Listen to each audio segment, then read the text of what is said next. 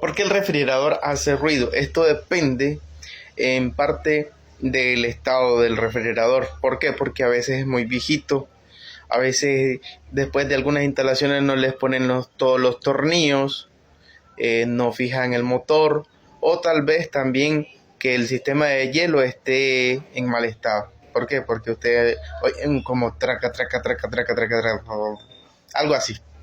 Entonces eso se debe porque el sistema de hielo está en mal estado, entonces hay que revisarlo. Bueno, pues pueden comentar aquí abajo que si les ha pasado eso y síganme para más.